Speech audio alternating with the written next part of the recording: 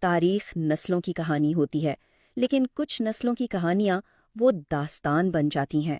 آج ہم ایک ایسی ہی داستان کو دیکھیں گے، خدا کے شیروں کی داستان، یعنی بلوچ قوم کا عظیم نسب نامہ۔ مکہ کی مقدس ریت سے لے کر بلوچستان کے پہاڑی دروں تک ایک 1400 سالہ طویل سفر۔ یہ صرف ایک جملہ نہیں ہے، یہ تو ایک پوری قوم کی صدیوں پر پھیلی سرگزشت کا خلاصہ ہے۔ آئیے اس سفر کا آغاز کرتے ہیں۔ تو ہر عظیم داستان کی ایک شروعات ہوتی ہے۔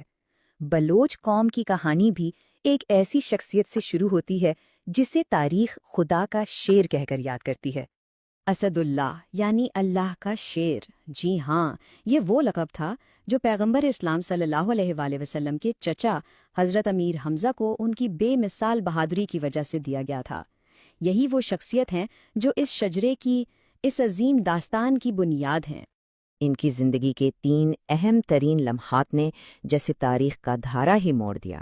دیکھیے، 568 عیسوی میں مکہ میں ولادت ہوئی، پھر 616 میں اسلام قبول کیا جس نے ابتدائی مسلم معاشرے کو زبردست تقویت دی، اور آخرکار 625 میں جنگ احد میں شہادت کا رتبہ پایا۔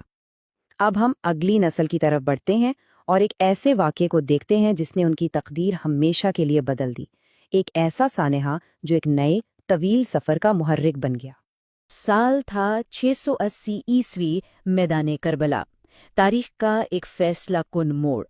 یہاں حضرت امیر حمزہ کے اولاد، جو بلوس قبیلے کے نام سے جانے جاتے تھے، انہوں نے امام حسین کا ساتھ دینے کا انتخاب کیا۔ یہ ایک ایسا فیصلہ تھا جس نے ان کی تقدیر بدل دی اور ایک عظیم ہجرت کا آغاز کیا۔ ذرا سوچئے، جب ایک خاندان کو اپنا گھر، اپنی زمین چھوڑنے پر مجبور کر دیا جائے تو کیا ہوتا ہے؟ یہ سوال صرف ایک تاریخی واقعہ نہیں ہے، بلکہ یہ ایک پوری قوم کی شناخت بننے کے سفر کو سمجھنے کے لیے بہت اہم ہے۔ اور بس یہیں سے صدیوں پر محیط ایک عظیم ہجرت کا آغاز ہوتا ہے، ایک ایسا سفر جس نے وسیع و عریض علاقوں سے گزرتے ہوئے بلوچ شناخت کو جنم دیا۔